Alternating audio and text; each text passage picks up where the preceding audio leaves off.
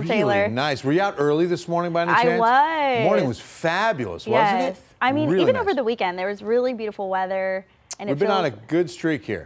But, you know, but yesterday was a little more cloudy, and we're feeling the humidity, and we're kind of heating things up for tomorrow. Storms are back in the forecast. A reminder that this is spring, and it's been a very active spring season. Show you a live look around town. Some high, thin clouds are out there. So we're getting some sunshine through on our Wednesday. Notice the Morgan's Wonderland camp camera. You see some blue sky there. So it's not all in all a bad afternoon, I'll tell you that. Looking over Calaveras Lake, kind of a milky sky condition, a little hazy and 84. So a lot warmer than yesterday, where we're mid to upper 70s. Southeast wind at 10 miles per hour, but the dew point not reflecting that too much. I mean, 58-degree dew point. That's why it was so comfortable this morning with a dew point in the 50s. So temperatures around the area, mid-80s are pretty popular. 82 at Seguin, pair of 8s at Pearsall and Cotulla, 84 at Eagle Pass, 83 Del Rio and Kerrville, 84 in New Braunfels. So heading through the evening hours, I think we'll hold right around the mid-80s, probably staying in the 80s through 7 o'clock.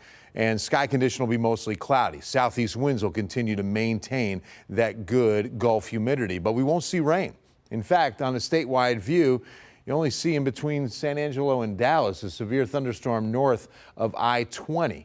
And you can see it's, boy, talk about isolated, right? I mean, it is about the only one in the entire state right now, until you just kind of getting clipped here with a little system, and then far west Texas near El Paso, some activity there. So let me show you the setup and how things kind of change for tomorrow. Our Omega block still in effect here. Remember, it's an upper level ridge in the shape of the Greek letter omega that's blocking this low from moving any farther east, so it still sits out there over the west coast. Well, this ridge is going to start flattening out. When it does, we start getting a southwest flow, and that's when we're going to get an upper level disturbance to move in our direction, and that is going to be tomorrow. Notice that the ridge really doesn't flatten out long, does it? I mean, it really kind of stays in effect through probably several more days. But underneath that ridge, we're going to have a good southeast wind that's going to keep the Gulf moisture in place. So we can't rule rain out for the next several days.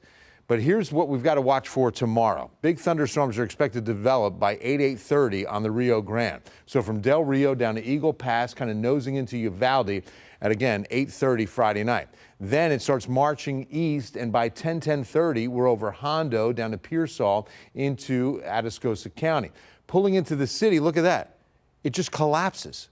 So I don't even know if it makes it to Seguin or Gonzales, but right now the models have it collapsing right over San Antonio, with most of the dangerous action out to our west. I say dangerous because we do have a 2 out of 5 risk of some dangerous storms. And that's now going to include all of San Antonio. If you were with me yesterday, it only counted a sliver, but it's now San Antonio, New Braunfels, and Seguin are in the level 2 risk for tomorrow. So it's definitely something to keep a close eye on for tomorrow night. But just like last time, it's a fast-moving line, so flooding's not going to be a concern. Hail and damaging winds will. All right, so without a cold front and a big change in air mass, we've got rain chances all the way through the weekend and even through next week.